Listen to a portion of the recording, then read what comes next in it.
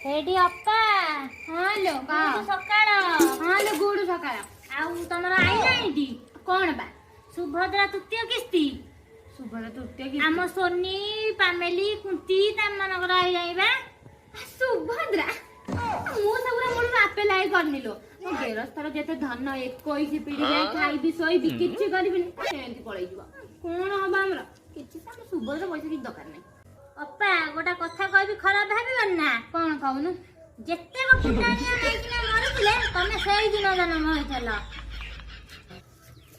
ଆଲୋ ଗୌରୀ ଏ ଗୌରୀ ବା ଆଲୋ ଗୌରୀ ଶୁଣ ବା। ହଁ ଅପା କଣ କହୁଥିଲ କି? ମିଠା ଆଣିଥିଲ ମିଠା କାଇଁ ତମ ପୁଅ କଣ 280 ନମ୍ବର ରଖି ପାସ୍ କରିଦେଇଛି କି? ସବୁବେଳେ ଅପୁଠା କଥା। ସୁଭଦ୍ରା ପଇସାରେ ଏସି ଆଣିଥିଲ ସେଇଥିଲାଗି ମିଠା ଦଉ। କଣ ହେଲା? ତମେ ବା ଏତେ ଫୁଟାଣି ଗପୁଥିଲ ତମେ ଭିଆବି ଲୋକ। ସୁଭଦ୍ରା ଟଙ୍କାରେ ଫେଣି କେମିତି ଏସି ଆଣିଲ? ଆଲୋ ସୁଭଦ୍ରା ଟଙ୍କାରେ ଏସି ଆଣିନିଲୋ। ଆଲୋ ସେ ଯୋଉ ଦୋକାନରୁ ଏସି ଆଣିଲିନି ତା ଦୋକାନ ନାଁ ସୁଭଦ୍ରା। ଏତିକି ଫୁଟାଣି? ଏ ଅପା ହଁ ଲୋ। ଯୋଉ ସୁଭଦ୍ରା ଟଙ୍କା ମିଳିନଥିଲା ସେଇ ପଇସାରେ ସୁନସୁନିଆ ଶାଗ, ଖଡା ଶାଗ, ପୋଇ ଲଗେଇଛି। ଏ ସବୁ ଯାକ ତୋର? ହଁ ଆଉ ତୋ ଘର ପଛପଟ ବୋଲି କହୁଛି ଟିକେ ଅନେଇଥିବୁ ମୋ ଶାଗକୁ। ହଁ ତମ ଦିନଠୁ ରାତି ଯାଏ ସବୁବେଳେ ତୋ ଶାଗ ବଞ୍ଚ।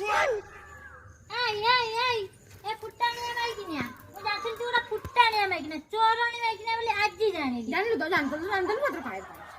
ତୁ ମୋ ଶାଗ ସୁଭଦ୍ରା ଟଙ୍କା ଲଗେଇଛି ତୁ ଚୋରି କରି ମୋର ଖାଉଛୁ।